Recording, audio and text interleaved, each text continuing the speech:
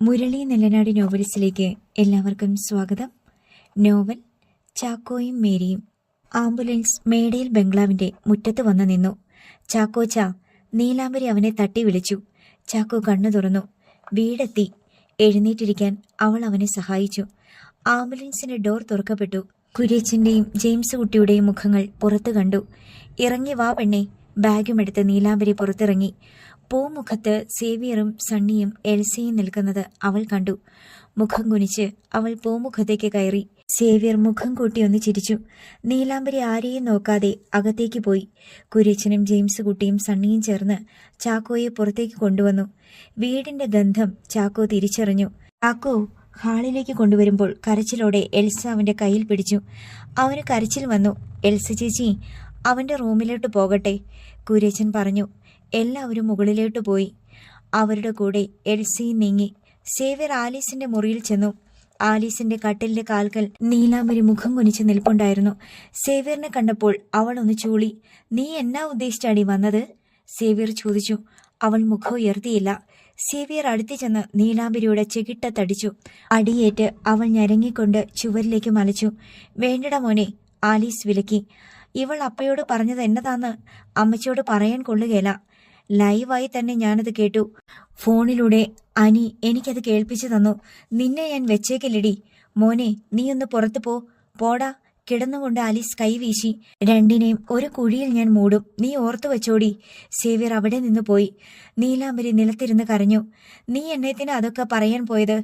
എന്റെ മോനെ നീ തെറ്റുകാരനാക്കി അല്ലേടി? ആലീസ് കുറ്റപ്പെടുത്തി. കാൽമുട്ടിൽ മുഖം വെച്ച് നീലാംബരി കരഞ്ഞു. ആലീസ് പിന്നെയും രാഗി വിളിച്ചു. എല്ലാവരും ചേർന്ന് ചാക്കോയെ ബെഡിൽ കിടത്തി. സണ്ണിയും ജെയിംസ് കുട്ടിയും പുറത്തേക്ക് പോയി. എൽസ അവന്റെ അടുത്തിരുന്നു. ഇവിടെ നിറങ്ങിപ്പോകാൻ നിനക്ക് തോന്നിയല്ലോടാ. നീ എന്നെ അപ്പയെ ഓർത്തില്ലല്ലോടാ ചാക്കോ. കരഞ്ഞുകൊണ്ട് എൽസ അവന്റെ കൈ തഴുകി.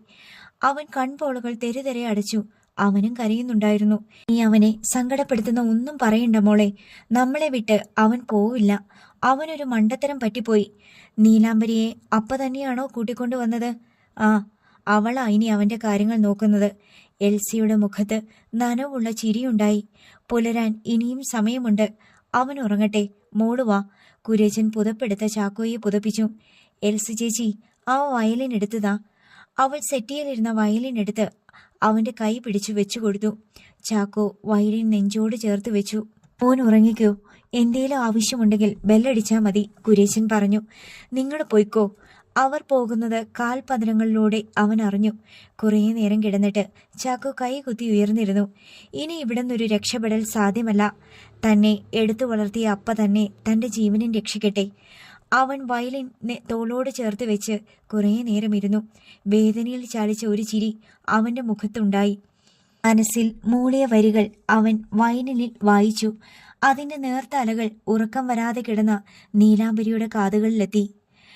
കൺമണി അൻപൊടു കാതലൻ ഞാൻ എഴുതും കടിതമേ, പൊന്മണി ഉൻ വീട്ടിൽ സൗഖ്യമാ, ഞാൻ ഇங்கே സൗഖ്യമായി. ശബ്ദമില്ലാതെ നീലാംബരിയുടെ ചുണ്ടുകൾ ചലിച്ചു. കമലഹാസന്റെ സ്ഥാനത്ത് അവൾ ചാക്കോയെ കണ്ടു. കൂപ്പുകയിൽ കവിൾത്തടം വെച്ച് അവൾ കാതോർത്തു. ഉന്നെ എണ്ണിപ്പാർക്കയിൽ കവിതയെ കൊട്ടത്, അതേ എഴുത നിനക്കയിൽ വാർത്തയെ മുട്ടത്, ഓ കൺമണി. ചാക്കോയുടെ അരികിലേക്ക് പോകാൻ നീലാംബരിയുടെ മനസ്സ് വെമ്പി. കണ്ണുകൾ നിറഞ്ഞൊഴുകുന്നുണ്ടാവും. തന്റെ കൈ കൊണ്ട് ആ കവിൾത്തടങ്ങൾ തുടച്ചു കൊടുക്കാൻ അവൾ കൊതിച്ചു. വയലിൻ നാദം നിലച്ചു. ചാക്കോച്ചൻ തന്റെ ഇഷ്ടം തന്നെ അറിയിച്ചു തന്നതാണെന്ന് അവൾക്ക് തോന്നി. രാവിലെ കുര്യച്ചൻ ആലീസിന്റെ മുറിയിൽ വന്നു. ആലീസിന് ചായ കൊടുക്കുകയാണ് നീലാംബരി. ഇച്ചായൻ ഇന്നലെ ഇങ്ങോട്ട് വരുമെന്ന് ഞാൻ പ്രതീക്ഷിച്ചു, ആലീസ് നീരസത്തോടെ പറഞ്ഞു. നീയും നിന്റെ മക്കളും ചേർന്ന് എന്നാ ചെയ്തുകൊണ്ടിരിക്കുന്നതെന്ന് എനിക്ക് മനസ്സിലായിടേ. എല്ലാം എന്നെ മാത്രം ഒളിപ്പിച്ചു വെച്ചു. കുര്യച്ചൻ ക്ഷോഭിച്ചു. നീ ഒന്ന് പുറത്തോട്ട് പോവെണ്ണേ. ആലീസ് നീലാംബരിയെ നോക്കി. അവൾ എന്നത്തിനാ പോകുന്നത്? ഈ വീട്ടിൽ നടക്കുന്ന കാര്യങ്ങളൊക്കെ അവൾക്കറിയാം. ചാക്കോ ഇവിടെ നിന്നിറങ്ങിപ്പോകാൻ നീയും ആഗ്രഹിച്ചില്ലേടി? അവൻ ഇറങ്ങിപ്പോയതിന്റെ കുറ്റം ഇപ്പോൾ എനിക്കായി. ചാക്കോയുടെ വില എന്നതാന്ന് നിനക്കൊന്നും അറിയേല. മൂത്ത മോന്റെ വാക്കുകളാ നിനക്ക് വേദവാക്യം. തർക്കത്തിന് പോകാതെ ആലീസ് നാവടക്കി. കുര്യച്ചൻ നീലാംബരിയുടെ നേരെ തിരിഞ്ഞു. നീ അവന്റെ അടുത്തേക്ക് ചെല്ല്. ഞാൻ പറഞ്ഞതൊക്കെ നിനക്ക് ഓർമ്മയുണ്ടല്ലോ. പടിപടിയായി നീ അവനിൽ നിന്ന് അകന്നോണം. എന്തെങ്കിലും നിന്റെ വായിന്ന് വീണുപോയാൽ നീ പുറം ലോകം കാണുകയില്ല. അന്നത്തെ പോലെ ഭാഗ്യമെടുത്ത് കടന്നു കളയാമെന്നും കരുതണ്ട. ഗേറ്റിൽ ഞാൻ സെക്യൂരിറ്റിയെ വെക്കാൻ തീരുമാനിച്ചു കഴിഞ്ഞു. അവൾ മുഖമുയർത്തിയില്ല. അനുസരണയോടെ നിന്നാൽ 3-4 മാസം കഴിയുമ്പോൾ നിനക്ക് ഇവിടെ നിന്ന് പോകാം. എന്നാൽ ചെല്ല്. നീലാംബരി മുറി വിട്ടു. ഇച്ചായൻ അവളെ കൊണ്ടുവന്നത് ശരിയായില്ല. കുര്യച്ചന് കോപം ഇരമ്പി വന്നു. അവൾ വന്നിട്ടാ ചാക്കോ എതിർപ്പ് കാട്ടാതെ കൂടെ വന്നത്. അവൻ പോകാനുള്ള കാരണം എന്നതാണെന്ന് നിനക്കറിയോ? സേവ്യർ അവനെ കൊന്നുകളയാൻ ആർക്കോ കൊട്ടേഷൻ കൊടുത്തു. നിനക്കും അതിൽ പങ്കുണ്ടോടി? കർത്താവേ, എന്നതായി പറയണേ? എല്ലാവരും മനസമ്മതത്തിന് പോകുമ്പോൾ അവനെ കടത്തിക്കൊണ്ടു പോകാൻ സേവ്യർ ആളെ ഏർപ്പാടാക്കിയിരുന്നു. കൂടെ പോകാനും സേവ്യർ അവനോട് പറഞ്ഞു.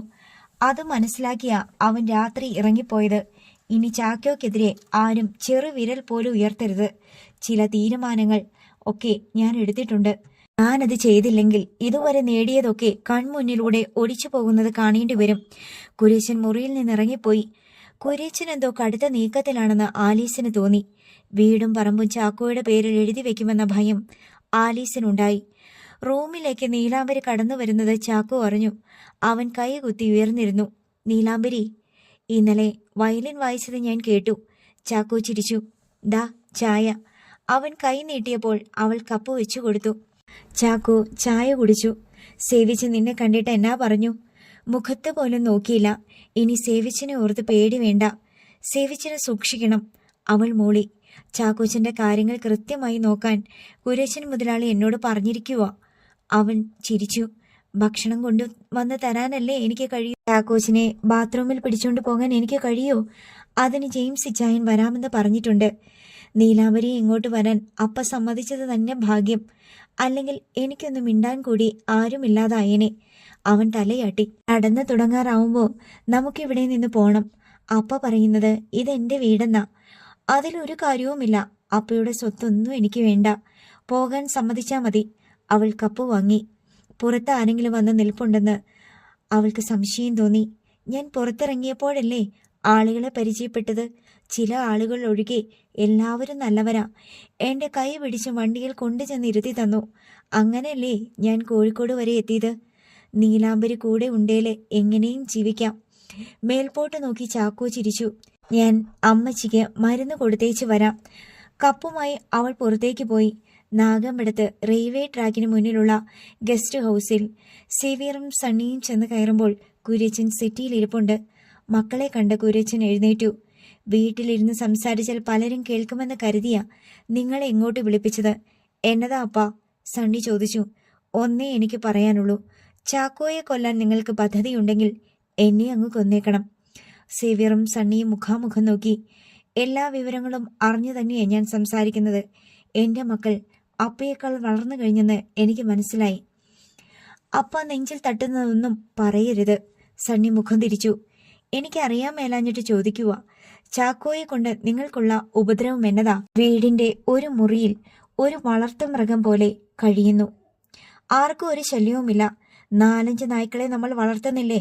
അതിലൊന്നിന് കൊടുക്കുന്ന തീറ്റ പോരെ അവന്? അപ്പയുടെ ഉപമ കൊള്ളാം. നായ ഒരു കാലം കഴിഞ്ഞാൽ ചത്തുപോകും. അസുഖമോ പേയോ പിടിച്ചാൽ നമുക്ക് കൊല്ലാം. അതുപോലെയാണോ ഒരു മനുഷ്യന്റെ കാര്യം? കുര്യച്ചൻ സേവ്യറെ തുറച്ചു നോക്കി. ചാക്കോ അപ്പയുടെ വളർത്തു മകനാണെന്ന് ഞങ്ങൾക്ക് പറഞ്ഞു നടക്കാനേ കഴിയൂ. സത്യത്തിൽ ആരും അത് വിശ്വസിക്കുകയല്ല അപ്പ. ജിനിയുടെ അപ്പച്ചനും ബേബിയും കരുതുന്നത് എന്നതാന്ന് അപ്പയ്ക്കറിയോ? അവന്റെ ശരിക്കുള്ള അപ്പ മറ്റാരുമല്ല, മേടയിൽ കുര്യച്ചൻ എന്നുവെച്ചാൽ അപ്പയുടെ ഇല്ലീഗൽ സന്തതി. മിന്നായം പോലെ നീലവനിയിലെ രാജലക്ഷ്മിയുടെ മുഖം കുര്യച്ചന്റെ മനസ്സിലൂടെ പാഞ്ഞുപോയി. കാതിൽ ചുണ്ടു ചേർത്ത് ചെറുകിതപ്പോടെ അവൾ പറഞ്ഞത് അയാൾ ഓർത്തു. ആ കുഞ്ഞ് നമുക്ക് ഇവിടെ വെച്ച് ജന്മം കൊണ്ടതാന്ന് കുര്യച്ചൻ വിശ്വസിക്കണം. എന്റെയും കുര്യച്ചന്റെയും കുഞ്ഞ്. ഞങ്ങളുടെ വായ അടപ്പിക്കാൻ അപ്പ തന്നെ അത് സമ്മതിക്കാനും ശ്രമിച്ചതാ. പക്ഷേ ഞങ്ങൾക്കറിയാം അവനെ എടുത്തു വളർത്തിയതാണെന്ന്. അവൻ എന്നെയോ സണ്ണിയെയോ പോലെ ഇരുന്നെങ്കിൽ ഞങ്ങൾ വിശ്വസിക്കേനെ. അവന്റെ ചോര ഞങ്ങളുടെ അപ്പയുടേതാണെന്ന്. അനിയനായി ഞങ്ങൾ അവനെ കണ്ടേനെ. അടുത്ത ഊഴം സണ്ണിയുടേതായിരുന്നു. അപ്പ ഒരു വിഡ്ഢിതം കാണിച്ചു. അതിന്റെ ശിക്ഷയാണ് ഞങ്ങൾ അനുഭവിക്കുന്നത്. അതേടാ, ഞാൻ ചെയ്ത വിഡ്ഢിത്തത്തിന്റെ ഫല നീയൊക്കെ ഇപ്പൊ അനുഭവിക്കുന്നത്. അനുഭവയോഗം ഉണ്ടായിട്ട് അപ്പ നമ്മൾ ഇന്ന് ഈ നിലയിലെത്തിയത്. അതല്ലാതെ ഒരു കണ്ണുപൊട്ടൻ വീട്ടിലോട്ട് കയറി വന്നിട്ടല്ല. അപ്പയെ പറഞ്ഞു മാറ്റാനൊന്നും കഴിയേലാന്ന് ഞങ്ങൾക്കറിയാം. സണ്ണി പറഞ്ഞു. അപ്പ കാണിച്ച മണ്ടത്തരം അവൻ സ്വന്തം മോനാന്ന് പറഞ്ഞതാ. പറയുക മാത്രമല്ല, നിയമപരമായും അതിന് തെളിവുണ്ടാക്കി വെച്ചു. എന്നെത്തിനാ അപ്പ അങ്ങനെ ചെയ്തത്? അവനൊരു വളർത്തുമൃഗമാണെങ്കിൽ മകന്റെ സ്ഥാനം നൽകേണ്ട കാര്യം എന്നതാ? അപ്പോൾ മറുപടി പറയണം. സേവ്യർ വിട്ടുകൊടുക്കാൻ തയ്യാറാവാതെ നിന്നു. കുര്യച്ചന് ഉത്തരം കിട്ടിയില്ല. ചില തീരുമാനങ്ങൾ എടുത്തു തന്നെയാ ഞങ്ങളും വന്നത്. അവനെയും ആ പെണ്ണിനെയും ഇനി ഈ വീട്ടിൽ വെച്ചുകൊണ്ടിരിക്കാൻ ഞങ്ങൾ സമ്മതിക്കില്ല. എടാ, കുര്യച്ചൻ അലറി. അപ്പോൾ ഒച്ചയെടുത്തിട്ട് കാര്യമില്ല. അവന് അവളെ അപ്പ കെട്ടിച്ചു കൊടുത്തെന്നും വരും. അല്ലെങ്കിൽ പിന്നെ എന്നേത്തിനാ അവളെ തിരിച്ചു കൊണ്ടുവന്നത്? കുര്യച്ചൻ ഒന്ന് തണുത്തു. ഞാൻ ഈ പെടാപ്പാട് പെടുന്നത് നിങ്ങളുടെ നന്മയെ കരുതിയാണെന്ന് ഇനിയെങ്കിലും മനസ്സിലാക്ക്. അവൾ കൂടെ ഉണ്ടെന്ന് കരുതിയാ അവൻ വരാൻ തയ്യാറായത്. കഷ്ടം. എഴുന്നേറ്റ് നിൽക്കാൻ കഴിയാത്തവനെ കൂടെ കൊണ്ടുവരാൻ അപ്പയ്ക്ക് കഴിയില്ലെന്നാണോ? അല്ലടാ, അവന്റെ മനസ്സ് നോവരുത്. അവന്റെ മനസ്സ് നൊന്തുപോയാൽ നമുക്കങ്ങോട്ട് തിരിച്ചടികളാ. തികട്ടി വന്ന കോപം സേവ്യർ കടിച്ചമർത്തി. ചാക്കോയ്ക്ക് ഈ ജന്മം ഒരു വിവാഹ ജീവിതം ഉണ്ടാവില്ല. അവൻ നമുക്കൊപ്പം ഉണ്ടാവണം മക്കളെ. അപ്പയുടെ കാലശേഷവും കെടാവിളക്കായി അവൻ വേണം.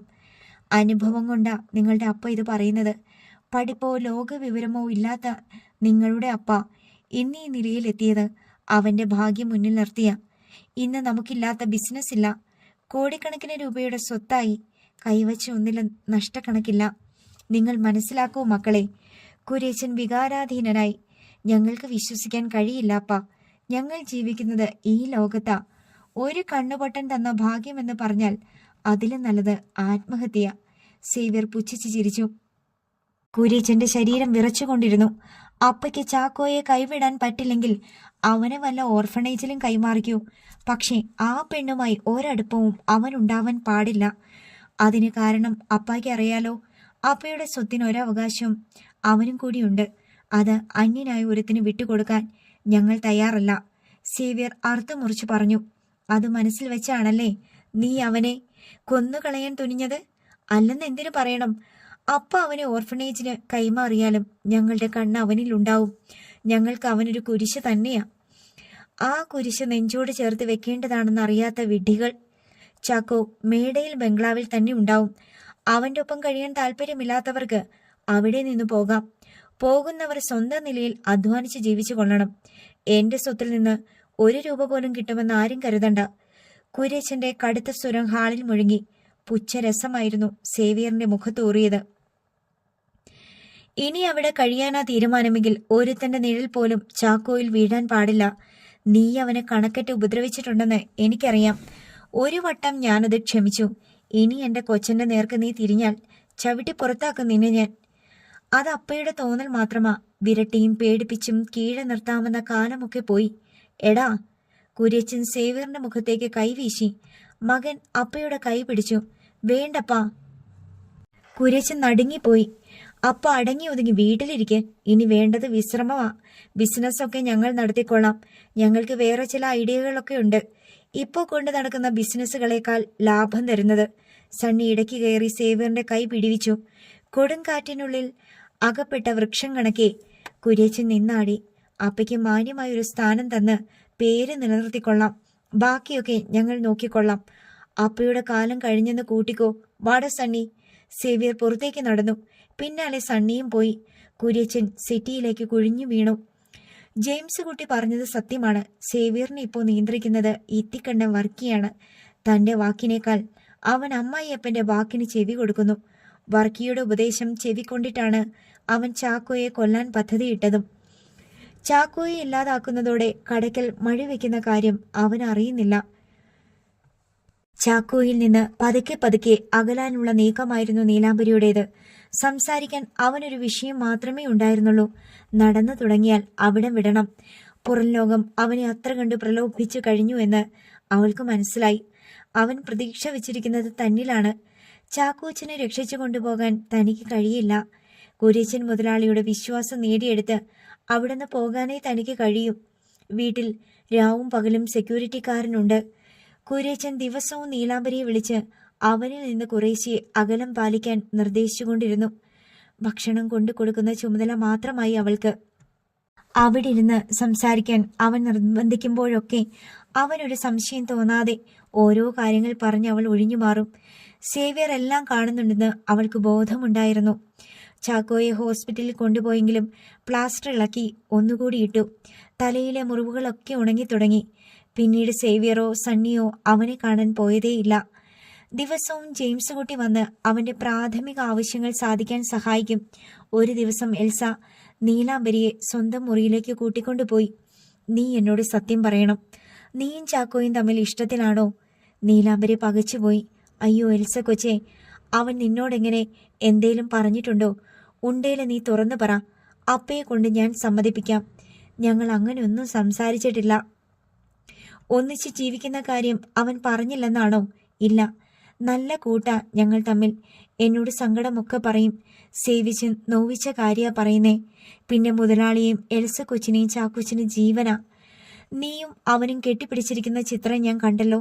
അവൾ മുഖം കുനിച്ചു. ഒരാണിന്റെ വികാരമൊക്കെ അവൻ നിന്നോട് കാണിക്കാറുണ്ടോ? മഹാപാപം പറയല്ലേ എൽസ കൊച്ചി. ചാക്കോച്ചൻ ചീത്തയല്ല. ചീത്ത ചിന്തകളൊന്നും ആ മനസ്സിലില്ല. സേവിച്ചൻ കൊല്ലുമെന്ന പേടിയിൽ പാവം ജീവിക്കുന്നേ.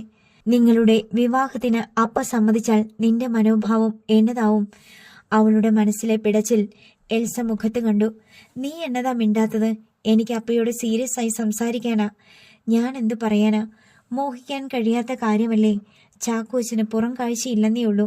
നമ്മൾ കാണുന്നതിനേക്കാൾ കൂടുതൽ ചാക്കോച്ചൻ കാണുന്നുണ്ട്. അകം കാഴ്ചയോളം വരില്ല പുറം കാഴ്ചകൾ.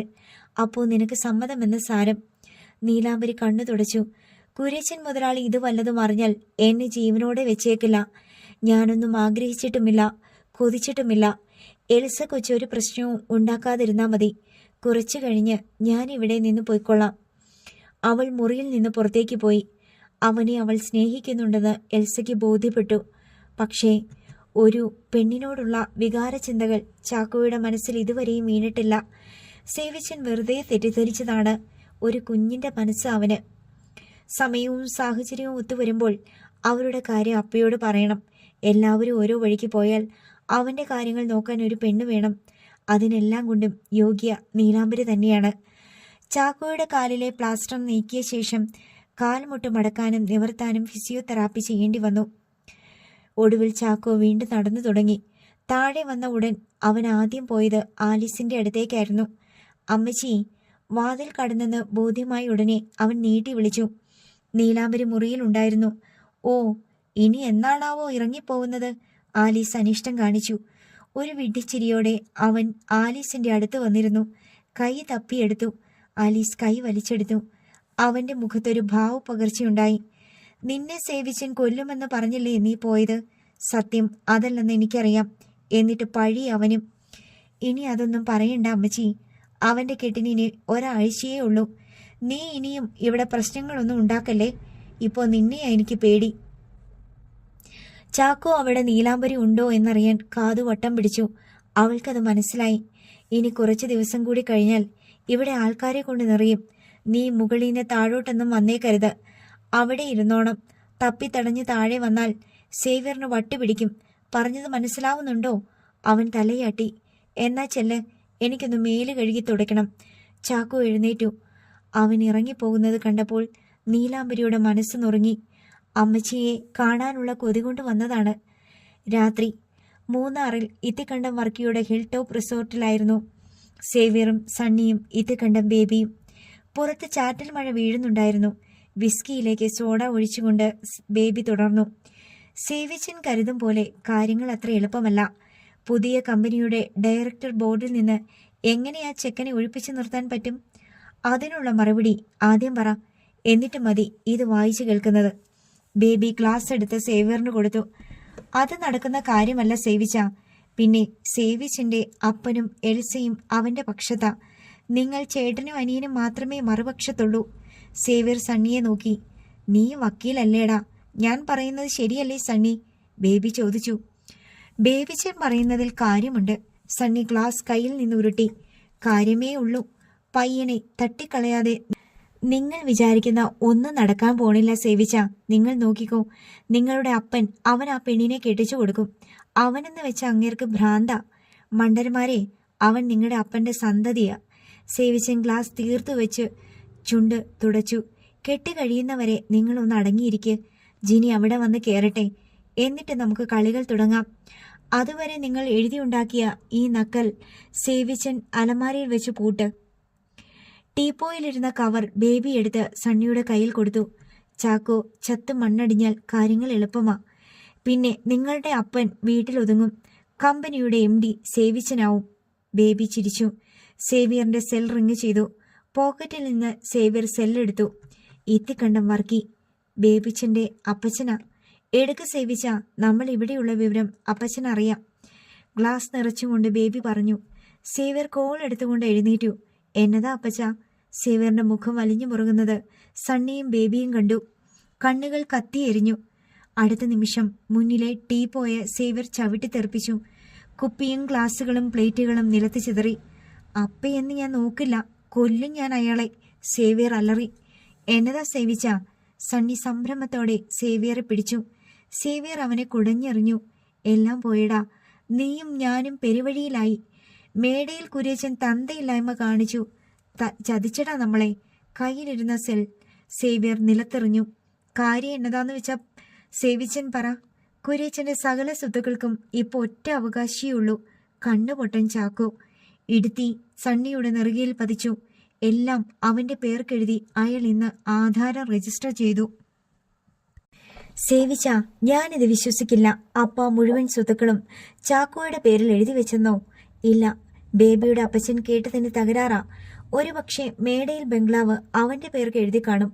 അമ്മച്ചി എനിക്ക് അങ്ങനെ ഒരു സൂചന തന്നതാ. സണ്ണി ഇത്തിക്കണ്ടം വർക്കിയിൽ നിന്ന് കിട്ടിയ വിവരങ്ങൾ ഉൾക്കൊള്ളാൻ തയ്യാറായില്ല. നിജസ്ഥിതി അറിയാതെ അപ്പച്ചൻ അങ്ങനെ ഒരു പോഴത്തരം പറയില്ല സണ്ണി. നിങ്ങൾ അനിയനും ചേട്ടനും പുതിയ കമ്പനിയുടെ ബൈലയും കുടച്ചക്രവും ഉണ്ടാക്കി കൊണ്ടുവന്നിരിക്കുന്നു. നിങ്ങളുടെ അപ്പ ഉള്ള സ്വത്തെല്ലാം ഇല്ലീഗൽ സന്തതിക്ക് തീരെഴുതി. ആരാ സേവിച്ച ഈ അന്ധനായ ചാക്കോയുടെ തള്ള? ഒന്ന് അന്വേഷിച്ചു വെക്കുന്നത് നല്ലതാ. വല്ല തട്ടുകടയിടാനും അല്ലറ ചില്ലറ സഹായവും തരും. ഇത്തിക്കണ്ടം ബേബി പരിഹസിച്ചു. ഒരു കാര്യം ഞാൻ പറയാം. കേട്ടത് സത്യമാണെങ്കിൽ ജിനിയെ സേവിച്ചിനെ കെട്ടിച്ചു തരാൻ ഞങ്ങൾക്കൊന്ന് ആലോചിക്കേണ്ടി വരും. എന്നതായാലും ഉറപ്പിച്ച ദിവസം കെട്ട് നടക്കുകയല്ല. സേവിയർ വാതിൽ വലിച്ചു തുറന്ന് പുറത്തേക്ക് പോയി. പിന്നാലെ സണ്ണിയും നടന്നു. ആണെന്ന് പറഞ്ഞ് നടക്കുന്നു നാണം കെട്ടവന്മാർ. ഇങ്ങനെയൊരു അപ്പനുണ്ടേല് ആദ്യം തട്ടിക്കളയേണ്ടത് അയാളെയാ. വാതിൽക്കൽ നിന്ന് ബേബി വിളിച്ചു പറഞ്ഞത് സേവിയറിന്റെ കാതിൽ വീണു. സേവിയർ കാറിൽ കയറി. സണ്ണി മറുവശത്ത് ഓടി വന്ന് കയറി. വണ്ടി സ്റ്റാർട്ട് ചെയ്യുമ്പോൾ സേവിയറിന്റെ മനസ്സിൽ ജിനിയുടെ മുഖമായിരുന്നു. നീണ്ട വലിയ കണ്ണുകളിൽ മയങ്ങുന്ന മാദകഭാവം, ചോര കിനിയുന്ന വിടർന്ന അധരങ്ങൾ, വെണ്ണക്കൽ ശില്പം പോലെ ഉടൽ. ആ കാൽപാദങ്ങൾ കയ്യിലെടുത്ത് വെച്ച് തഴുകി പുണരാൻ തോന്നിയിട്ടുണ്ട്. സേവിയറിന്റെ തലയിൽ തീ പിടിച്ചു. കൊല്ലണമടാ സണ്ണി, അവനെ കൊന്ന കായലിൽ കല്ല് കെട്ടി താഴ്ത്തണം.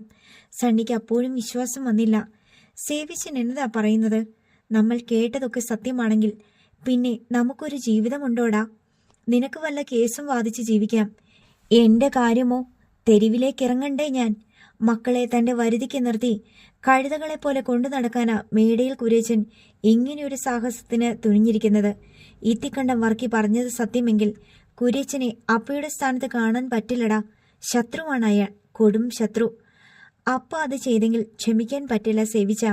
സേവിയർ ആക്സിലറേറ്ററിൽ കാലുകൊടുത്തു. ഹൈറേഞ്ച് റോഡിലൂടെ കാർ കുതിച്ചു പാഞ്ഞു. മൂന്നാമത്തെ പെഗ് വിസ്കി ഗ്ലാസ്സിലേക്ക് ഒഴിക്കുമ്പോൾ ജെയിംസ് കുട്ടി പറഞ്ഞു, ചേട്ടായി, എന്നോടൊരു വാക്കു പറയുമെന്ന് ഞാൻ കരുതി. വെറും ബന്ധമാണോ ചേട്ടായി നമ്മൾ തമ്മിലുള്ളത്?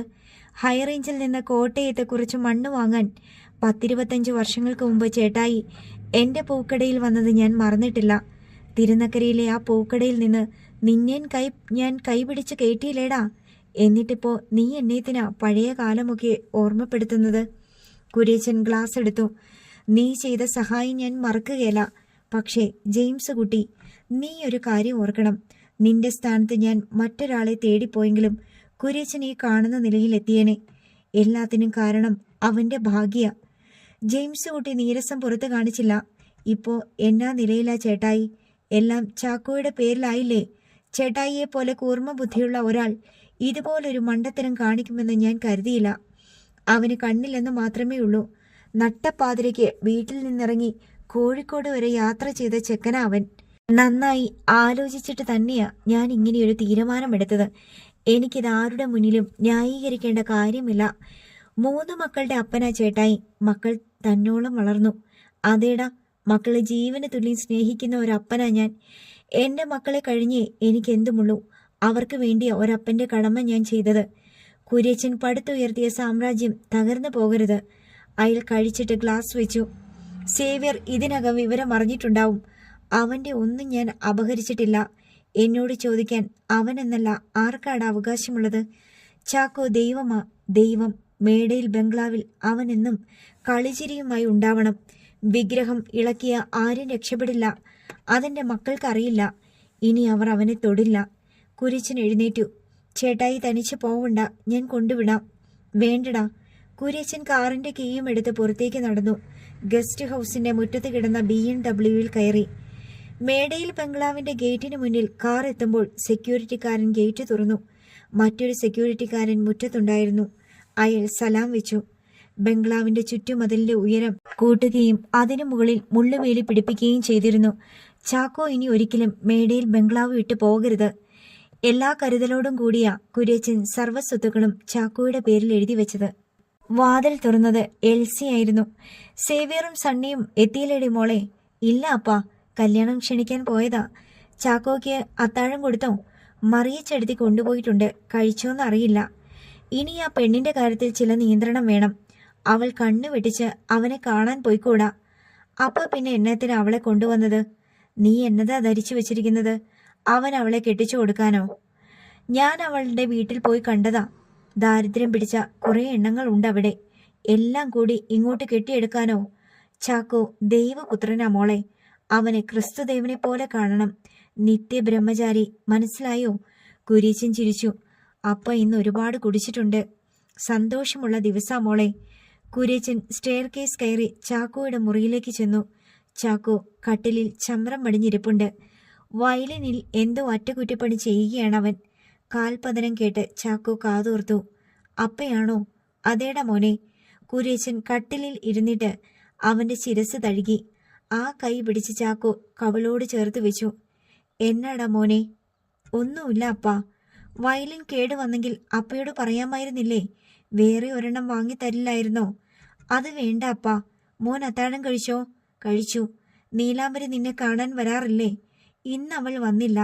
നിന്റെ കാര്യത്തിലൊരു ശ്രദ്ധ വേണമെന്ന് എത്ര വട്ടം ഞാൻ അവളോട് പറഞ്ഞതാ. അവൾക്കവിടെ പണി കാണൂ അപ്പാ. എന്നാ മോൻ പോയി കിടന്നു. നേരെ ഒരുപാടായി. അപ്പ ചെല്ല്. കുര്യച്ചൻ പുറത്തിറങ്ങി വാതിൽ ചാരി. ബാൽക്കണിയിലേക്കുള്ള വാതിൽ ലോക്ക് ചെയ്തെന്ന് അയാൾ ഉറപ്പുവരുത്തി. കുര്യച്ചൻ താഴെ വന്നപ്പോൾ കാർ വന്ന് നിൽക്കുന്ന ഒച്ച കേട്ടു. അയാൾ സിറ്റിയിൽ ചെന്നിരുന്നു. സേവ്യറും സണ്ണിയും ഹാളിലേക്ക് കയറി വന്നു. കുര്യച്ചനെ കണ്ടതും സേവ്യറിന്റെ ശരീരം വെട്ടിവിറച്ചു. കലിതുള്ളി അവന മുന്നോട്ട് വന്നു. ഞങ്ങൾ അപ്പയുടെ ആരാ? അതിനുള്ള മറുപടി ഞങ്ങൾക്കിപ്പോ കിട്ടണം. കുര്യച്ചൻ ചിരിച്ചു. ഞാൻ നിങ്ങളുടെ ആരാന്ന് പറഞ്ഞു തരേണ്ടത് നിങ്ങളുടെ അമ്മച്ചിയാ. അവളോട് ചെന്ന് ചോദിക്കേ. ഇതൊരു കൊലച്ചതിയായി പോയി. ഭൂമിയിൽ ഒരു തന്തയും മക്കളോട് ഇതുപോലൊരു ക്രൂരത ചെയ്യില്ല. സണ്ണിയുടെ ഒച്ച കേട്ട് എൽസ ഹാളിലേക്ക് വന്നു. പിടിച്ചു വാങ്ങാൻ ഞങ്ങൾക്കറിയാം. ഈ രാജ്യത്ത് കോടതി നിയമവും ഉണ്ട്. ഞങ്ങൾ അടിമകളെ പോലെ കഴിയുമെന്ന് അപ്പയ്ക്ക് തോന്നിയെങ്കിൽ അതല്ല നടക്കാൻ പോകുന്നത്. കുര്യച്ചൻ ചാടി എഴുന്നേറ്റു. ഭാ, അവന്റെ ഒരു നിയമം. എന്റെ സ്വത്ത് എനിക്കിഷ്ടമുള്ളതുപോലെ ചെയ്യും. ഒരു കാര്യം നീയൊക്കെ ഓർക്കണം. ചാക്കോയുടെ രക്തം എന്റേതല്ല. പക്ഷേ സ്വന്തം രക്തത്തെ തള്ളി പറയാൻ ഞാൻ മടിക്കുകയില്ല. എന്നതാ? എൽസ ഇടയ്ക്ക് കയറി. ഇയാൾ നമ്മളെ ചതിച്ചടി. സേവ്യർ കുര്യച്ചന്റെ നേരെ വിരൽ ചൂണ്ടി. എൽസ നടുങ്ങിപ്പോയി. മുഴുവൻ സ്വത്തും ഇയാൾ ചാക്കോയുടെ പേരിൽ എഴുതി വെച്ചു. ഇക്കണ്ട സ്വത്തുക്കൾക്ക് ഇനി അവകാശി കണ്ണുപൊട്ടൻ ചാക്കോയാ. നമുക്കൊന്നുമില്ല. ഒരു ജഗ്ഗുമായി ഹാളിലേക്ക് ഇറങ്ങിയ നീലാംബരിയുടെ കാതുകളിൽ സേവ്യറിന്റെ അലർച്ച വന്ന് പതിച്ചു. അവൾ അകത്തേക്ക് വലിഞ്ഞു. അപ്പാ. എൽസ കുര്യച്ചനെ നോക്കി. സത്യമാണടി മോളെ, നമ്മുടെ സ്വത്തിന് അവകാശി ചാക്കോയാ. എന്ന് വെച്ച് നിങ്ങൾക്ക് അവകാശപ്പെട്ടത് കിട്ടാതെ പോവില്ല. അവന്റെ കാലശേഷം എല്ലാം നിങ്ങളുടെ കയ്യിൽ തന്നെ വരും. എന്നതാ അപ്പ പറയുന്നതെന്ന് എനിക്ക് മനസ്സിലാവുന്നില്ല. ദേവസ്വം എന്ന് കേട്ടിട്ടില്ലേ? സ്വത്തുക്കൾ ദേവന്റെ പേരിലുള്ളതാ. ദേവൻ അതിലൊരു ചില്ലിക്കാശെടുത്ത് സ്വന്തം കാര്യം നോക്കാൻ പറ്റുമോ? ഇല്ല. അത്രേ ഇവിടെയും സംഭവിച്ചിട്ടുള്ളൂ. ഇന്നലെ വരെ എന്ത് നടന്നോ നാളെയും അത് തന്നെ തുടരും. സ്വത്തിന്റെ കാര്യമൊന്നും അവൻ അറിയാൻ പോകുന്നില്ല. കുര്യച്ചന്റെ കഴുത്തിന് കുത്തിപ്പിടിക്കാൻ സേവ്യറിന്റെ കൈ ധരിച്ചു. ഞാനിത് ചെയ്തത് എന്റെ മക്കൾക്ക് വേണ്ടിയാ. ഞാനുണ്ടാക്കിയ ഒന്നും നഷ്ടപ്പെട്ടു പോകാതിരിക്കാൻ ഇയാൾക്ക് മുഴുവൻ ഭ്രാന്ത. പിടിച്ച് ചെങ്ങലക്കിടണം. സേവ്യർ അട്ടഹസിച്ചു. നീ അത് ചെയ്യുമെന്ന് എനിക്കറിയാമടാ. സ്വന്തം അനിയനെ കൊന്നുകളയാൻ തയ്യാറായവനല്ലേ നീ. ആർക്കും ഒരു ശല്യവുമില്ലാതെ ഒരു മുറിയിൽ കഴിയുന്ന ആ പാവം നിനക്കൊരു ശല്യമായി. ഇനി നീയൊക്കെ അവന്റെ മുന്നിൽ ഓച്ചാനിച്ചു നിൽക്കണം. അതിന് കഴിയില്ലെങ്കിൽ ഇറങ്ങിപ്പോടാ. എന്നിട്ട് കുര്യച്ചൻ അധ്വാനിച്ചുണ്ടാക്കിയ സ്വത്തിനു വേണ്ടി കോടതി കയറ്. നിനക്കൊക്കെ ലജ്ജയില്ലേടാ? ആരും ശബ്ദിച്ചില്ല. ചാക്കോ എന്റെ കൂടെ ഉണ്ടെങ്കിൽ എനിക്കെതിരെ നീയൊക്കെ എന്നാ ചെയ്താലും വിലപ്പോവില്ല. ആ ഉറപ്പിലും ധൈര്യത്തിലും തന്നെയാടാ ഞാനിത് ചെയ്തത്. കുര്യച്ചൻ സേവ്യറിന്റെ നേരെ തിരിഞ്ഞു. എന്റെ സ്വത്തിൽ കണ്ണുവെക്കാതെ നീയും അധ്വാനിച്ചുണ്ടാക്ക്. നീയൊരു ആണാണെങ്കിൽ അതാ ചെയ്യേണ്ടത്. പറ്റുമോടാ നിന്നെക്കൊണ്ട്? ഉള്ളത് നശിപ്പിക്കാനല്ലേ നിന്റെ പുറപ്പാട്? എന്റെ കെട്ട് നടക്കാതെ വന്നാൽ പിന്നെ എനിക്ക് ഭ്രാന്തായിരിക്കും. അപ്പയെന്നൊന്നും ഞാൻ നോക്കുകയില്ല. സേവ്യർ വെട്ടിത്തിരിഞ്ഞ് റൂമിലേക്ക് പോയി. സേവിച്ചൻ പറയുന്നത് ശരിയല്ലേ? കല്യാണക്കാര്യം ഒന്ന് ആലോചിക്കണമെന്ന് ബേബി പറഞ്ഞു. ആ ബന്ധം നടക്കരുതെന്ന് തന്നെയാ ഞാനും ആഗ്രഹിക്കുന്നത്. നമ്മളെ ഒന്നോടെ വിഴുങ്ങാൻ വായും പിളർന്നു നിൽക്കുക ഇത്തിക്കണ്ടം വർക്കി. ഞങ്ങൾ പൊറുക്കില്ല. ഇന്ന് രാത്രി അപ്പോൾ ഒരു തീരുമാനമെടുക്കണം. ചെയ്ത തെറ്റ് തിരുത്താൻ സമയമുണ്ട്. സണ്ണി അവിടെ നിന്ന് പോയി. അപ്പാ, എൽസയുടെ കണ്ഠമിടറി. അപ്പ ഉണ്ടാക്കിയതൊന്നും നഷ്ടപ്പെട്ടു പോകാതിരിക്കാനാ ഞാനത് ചെയ്തത്. എല്ലാം നിങ്ങൾക്കുള്ളതാ. ചാക്കോ ഒന്നും കൊണ്ടുപോവില്ല. നാൾക്ക് നാൾ അഭിവൃദ്ധിയേ ഉണ്ടാവൂ. ചാക്കോ ഇല്ലാതായാൽ പിന്നെ നമ്മളില്ല. അപ്പ ചിന്തിക്കുന്നത് എന്നതാന്ന് എനിക്കറിയാം. ചാക്കോയുടെ അപ്പ കാണിക്കുന്ന സ്നേഹത്തിൽ തരിമ്പും ആത്മാർത്ഥത ഇല്ലെന്നും എനിക്കറിയാം. മക്കളുടെ നന്മയെ കരുതി അപ്പ ചെയ്തത് വിപരീത ഫലമാവാതിരുന്നാൽ മതി. കണ്ണുകൾ തുടച്ചിട്ട് എൽസ മുറിയിലേക്ക് നടന്നു. വലിയ ആപത്ത് സംഭവിക്കാൻ പോകുന്നത് പോലെ അവൾക്ക് തോന്നി. വാതിലിൽ ആരോ തട്ടിയപ്പോൾ എൽസ കതക് തുറന്നു. നീലാംബരി പുറത്തു നിൽക്കുന്നു. എന്താ? എൽസ കൊച്ചിനെ അമ്മച്ചിക്ക് കാണണമെന്ന്. അവൾക്കൊപ്പം എൽസ ചെന്നു. മുറിയിലേക്ക് കയറാതെ നീലാംബരി ഹാളിൽ നിന്നതേയുള്ളൂ. സ്വത്ത് മുഴുവനും ചാക്കോച്ചന്റെ പേരിലായിരിക്കുന്നു. കുര്യച്ചൻ മുതലാളി എന്തിനത് ചെയ്തെന്ന് ഇപ്പോഴും മനസ്സിലാവുന്നില്ല. ചാക്കോച്ചൻ ഇപ്പോൾ കോടീശ്വരനാണ്. ആലീസിന്റെ മുന്നിൽ എൽസ തലകുനിച്ചു നിന്നു. നീ പറയുന്നുണ്ടോ ഇല്ലയോ? ആലീസ് കയർത്തു. അപ്പയും മക്കളും തമ്മിൽ വാക്കേറ്റമുണ്ടായത് എന്നീത്തിനാന്ന് എനിക്കറിയണം. ഒടുവിൽ എൽസയ്ക്ക് കാര്യങ്ങൾ പറയേണ്ടി വന്നു. ചതിച്ചോ കർത്താവേ? ആലീസിന്റെ കണ്ണുകൾ മുകളിലേക്ക് ഉരുണ്ടു കയറി. അമ്മച്ചി! എൽസ ആലീസിന്റെ മുഖം പിടിച്ച് ഉറക്കെ നിലവിളിച്ചു. നീലാംബരി വാതിൽ തള്ളി തുറന്ന് അകത്തേക്ക് വന്നു. എന്താ? അമ്മച്ചിയുടെ ബോധം പോയി. കരഞ്ഞുകൊണ്ട് എൽസ ആലീസിന്റെ ഇരു ചുമലിലും പിടിച്ചുലച്ചു. ഒരു മൂളൽ കേട്ടു. നീലാംബരി ഒരു ഗ്ലാസ്സിൽ വെള്ളം എടുത്ത് അടുത്തേക്ക് വന്നു. എൽസ കൊച്ചു അമ്മച്ചിയുടെ തലയൊന്ന് പിടിക്ക്. എൽസ ആലീസിന്റെ തല പിടിച്ചുയർത്തി. നീലാംബരി ചുണ്ടിലേക്ക് ഗ്ലാസ് ചേർത്ത് കൊടുത്തു. അമ്മച്ചി വെള്ളം കുടിക്കുന്നത് ആശ്വാസത്തോടെ എൽസ കണ്ടു. ഗ്ലാസ്സിലെ വെള്ളം മുഴുവൻ ആലീസ് കുടിച്ചു. ടവലെടുത്ത് നീലാംബരി മുഖത്തെയും കഴുത്തിലെയും വിയർപ്പൊപ്പിയെടുത്തു. അമ്മച്ചി, ഡോക്ടറെ വിളിക്കണോ? വേണ്ട. അവളുടെ മുഖത്ത് നോക്കി ആലീസ് പതുക്കെ പറഞ്ഞു.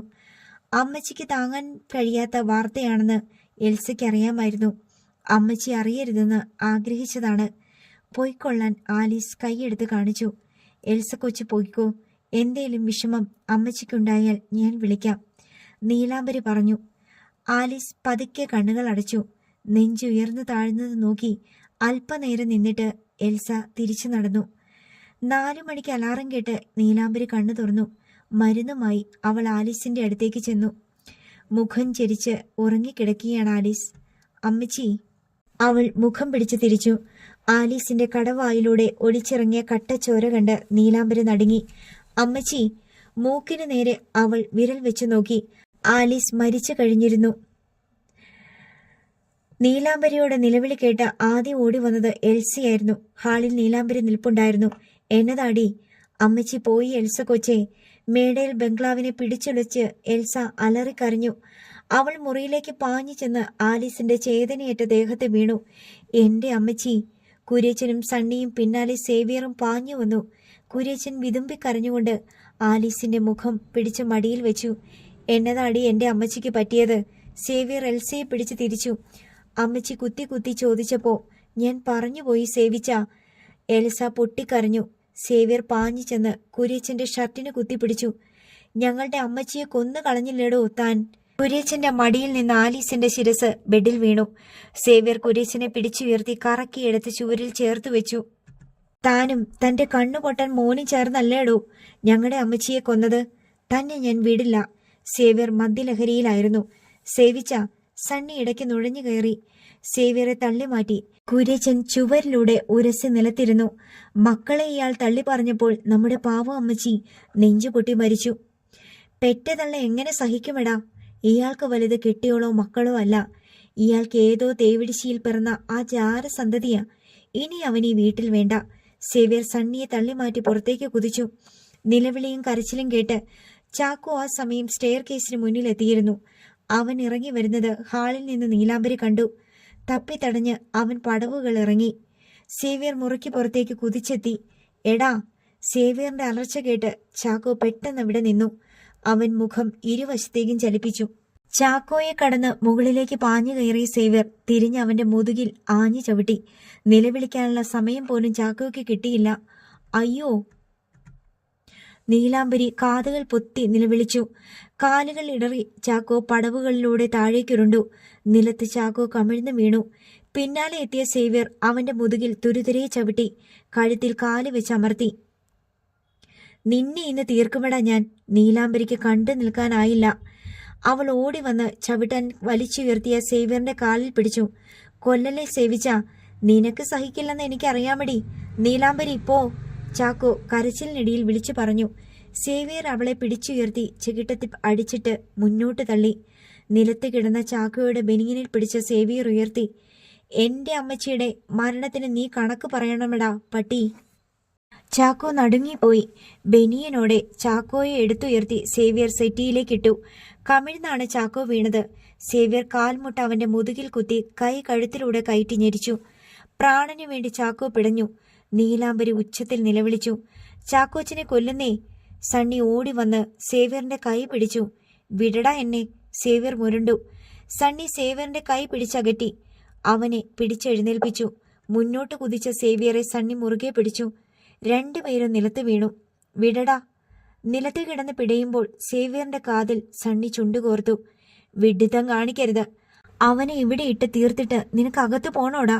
എങ്കിൽ ചെല്ല്. കർത്താവ് തിരിച്ചു വിളിച്ചപ്പോൾ അമ്മച്ചി പോയി. അതിനു വഴിയൊരുക്കിയത് അപ്പയും അവനുമാ. സേവിച്ച, ബുദ്ധിപൂർവം കരുക്കൾ നീക്കണം. കണക്കുകൾ എണ്ണി തീർക്കാം. മരിച്ച് മരവിച്ച് കിടക്കുക നമ്മുടെ അമ്മച്ചി. സേവ്യർ ഒന്നയഞ്ഞു. കുടുംബത്തിൽ നടന്ന കാര്യങ്ങൾ 4-5 പേർക്കേ അറിയൂ. നാട്ടാരെ മുഴുവനും അതറിയിക്കണോ? സ്വത്ത് കണ്ണുപൊട്ടന്റെ പേരിലായത് ആരും അറിയാൻ പാടില്ല. സണ്ണി പിടിവിട്ടു. സേവ്യർ നിലത്ത് കിടന്നു. സണ്ണി എഴുന്നേറ്റിരുന്നു. പിടിച്ചുകൊണ്ട് പോടി കണ്ണുപൊട്ടനെ. അമ്മച്ചിയുടെ ശവത്തിന്റെ മുന്നിൽ പോലും അവൻ വന്നേക്കരുത്. കൊണ്ടുപോടി. നീലാംബരിയോട് സണ്ണി അട്ടഹസിച്ചു. കരഞ്ഞുകൊണ്ട് അവൾ വന്ന് ചാക്കോയെ പിടിച്ചു. സെറ്റിയിൽ കമിഴ്ന്നു കിടന്ന് ചാക്കോ കരയുകയായിരുന്നു. ചാക്കോച്ചൻ എണീച്ചു വാ, അല്ലെങ്കിൽ ചാക്കോച്ചനെ അവർ കൊല്ലും. അവൾ അവനെ പിടിച്ചെഴുന്നേൽപ്പിച്ചു. എനിക്ക് അമ്മച്ചിയുടെ അടുത്ത് പോണം. ചാക്കോ വാ പിളർന്ന് കരഞ്ഞു. അവിടെന്ന് കൊണ്ടുപോടി. സണ്ണി ചാടി എഴുന്നേറ്റു. സേവ്യർ മുഷ്ടി ചുരുട്ടി നിലത്തിടിച്ചു. ചാക്കോച്ചൻ ഇപ്പോൾ എന്റെ കൂടെ വാ. അവൾ അവനെ ബലമായി പിടിച്ച് സ്റ്റെയർ കേസ് കയറി. സേവ്യർ എഴുന്നേറ്റിരുന്ന ആ കാഴ്ച കണ്ടു. അവളെ പറഞ്ഞു വിടരുത്. എനിക്ക് അവളെ വേണം. അവൾക്കെല്ലാ വിവരങ്ങളും അറിയാമിടാ. സേവ്യർ മുരണ്ടു. സണ്ണി അമർത്തി മൂളി. നീലാംബരി ചാക്കോയെ മുറിയിൽ കൊണ്ടുപോയി കട്ടിലിൽ ഇരുത്തി. പൂച്ചക്കുഞ്ഞിനെ പോലെ അവൻ വിറയ്ക്കുന്നുണ്ടായിരുന്നു. അവൻ അഭിമുഖം അവൾ നിന്നു. നീലാംബരി, അമ്മച്ചിക്ക് എന്നതാ പറ്റിയേ? എന്നെത്തിനാ സേവിച്ചൻ എന്നെ കൊല്ലാൻ നോക്കിയത്? അവളുടെ കൈകൾ അവൻ കൂട്ടിപ്പിടിച്ചു. അത് ചാക്കോച്ച, അമ്മച്ചി മരിച്ചുപോയോ നീലാംബരി? അവൾ മൂളി. ചാക്കോ കുട്ടിയെപ്പോലെ കരഞ്ഞു. അമ്മച്ചിയുടെ അടുത്തേക്ക് എന്നെ കൊണ്ടുപോകാത്തതെന്താ? എന്നിട്ട് വേണം സേവിച്ചൻ ചവിട്ടിക്കൊല്ലാൻ. ഞാൻ എന്നാ തെറ്റാ നീലാംബരി ചെയ്തത്? പറഞ്ഞു തീരും മുമ്പേ അവൻ ചുമച്ചു. ഇവിടെ വലിയൊരു സംഭവം നടന്നു. കുര്യച്ചൻ മുതലാളി മുഴുവൻ സ്വത്തുക്കളും ചാക്കോച്ചന്റെ പേരിൽ എഴുതി വെച്ചു. അതേ ചൊല്ലി അപ്പയോട് സേവിച്ചൻ ഏറ്റുമുട്ടി. ആ വാർത്തയറിഞ്ഞ അമ്മച്ചി ചങ്കുപൊട്ടി മരിച്ചത്. ചാക്കോയുടെ കരച്ചിൽ നിന്നു. അവൻ ഭീതിയോടെ ചുറ്റും പരതി നോക്കി. ചാക്കോച്ചൻ ഇനി സേവിച്ചൻ ജീവനോടെ വെച്ചേക്കില്ല. മുഴുവൻ സ്വത്തിനും ഇപ്പോൾ ഒറ്റ അവകാശം മാത്രമേ ഉള്ളൂ. അത് ചാക്കോച്ചനാ. ചാക്കോച്ചൻ കടന്നു പോകാൻ പറഞ്ഞാൽ സേവിച്ചനും സണ്ണിച്ചനും എൽസ കൊച്ചും ഈ വീട്ടിൽ നിന്നിറങ്ങണം. ചാക്കോയുടെ ശിരസിനുള്ളിൽ ഒരു കടലിരമ്പം ഉണ്ടായി. ചാക്കോച്ചനെ ആരും ഉപദ്രവിക്കാതിരിക്കാനാ കുര്യച്ചൻ മുതലാളി അത് ചെയ്തത്. നീലാംബരി, നീലാംബരി, ഇവിടെ നിന്ന് ചാക്കോച്ചൻ രക്ഷപ്പെട്ടാൽ പിന്നെ ആർക്കും ചാക്കോച്ചനെ തൊടാൻ പോലും പറ്റത്തില്ല. പണമുണ്ടെങ്കിൽ കൂടെ ആളും കാണും. പക്ഷേ രക്ഷപ്പെടാൻ പ്രയാസ. ഗേറ്റിൽ 2 സെക്യൂരിറ്റിക്കാരുണ്ട്. മരണവിവരം അറിഞ്ഞ് ഇപ്പോ ആളുകൾ എത്തിത്തുടങ്ങിയിട്ടുണ്ടാവും. അവൻ തല വെട്ടിച്ചു. ചടങ്ങ് കഴിയുന്നതുവരെ ചാക്കോച്ചൻ പിടിച്ചു നിന്നേ പറ്റൂ. അത് കഴിഞ്ഞാൽ ഇവിടുന്ന് രക്ഷപ്പെടാൻ ഞാനൊരു വഴി കണ്ടെത്താം. അതിന് നീലാംബരിക്ക് എങ്ങനെ കഴിയും? വീട്ടിൽ കാവൽക്കാരില്ലേ? ഞാനോ ചാക്കോച്ചനോ മാത്രം വിചാരിച്ചാൽ നടക്കുന്ന കാര്യമല്ല. പുറത്തു നിന്ന് സഹായം വേണം. മുമ്പായിരുന്നേൽ ചാക്കോച്ചനെ സഹായിക്കാൻ ആരും തയ്യാറാവില്ലായിരുന്നു. ഇപ്പോ സ്ഥിതി അതല്ല. കോടീശ്വരനാ ചാക്കോച്ചൻ. എനിക്കൊന്നും വേണ്ട നീലാംബരി. ഇവിടുന്ന് ജീവനും കൊണ്ട് രക്ഷപ്പെട്ടാൽ മാത്രം മതി. രക്ഷപ്പെടാം. നമ്മളെ സഹായിക്കാൻ ഒരാളുണ്ട്. വലിയ വക്കീല. കോഴിക്കോട്ടുകാരനാ. ആ വക്കീലിന്റെ വീട്ടിൽ ഞാൻ പണിക്ക് നിന്നിട്ടുണ്ട്. വക്കീലിനെ കണ്ട് വിവരങ്ങൾ പറഞ്ഞാൽ നമ്മളെ സഹായിക്കാൻ വരും. ചാക്കോച്ചനെ തടയാൻ ആർക്കും കഴിയില്ല. ഉറച്ച സ്വരത്തിൽ അവൾ പറഞ്ഞു. അവൻ അവളുടെ അരിയിൽ ചുറ്റിപ്പിടിച്ച് വയറ്റിലേക്ക് നനഞ്ഞ മുഖം ചേർത്ത് വെച്ച് കരഞ്ഞു. എന്നെ രക്ഷിക്കാൻ നീലാംബരിയേ ഉള്ളൂ. ജീവൻ കളഞ്ഞിട്ടാണേലും ചാക്കോച്ചന്റെ കൂടെ നീലാംബരി ഉണ്ടാകും. ചാക്കോച്ചന് വേണ്ടി മരിക്കാൻ എനിക്ക് സന്തോഷമേ ഉള്ളൂ. നീലാംബരി അവന്റെ ശിരസ് പിടിച്ച് തന്നോടടക്കി കുനിഞ്ഞ് നെറുകയിൽ ചുംബിച്ചു. മുറിക്കു പുറത്ത് ചുരമാന്തിയ കാട്ടുമൃഗം കണക്കെ സേവ്യർ നിൽപ്പുണ്ടായിരുന്നു.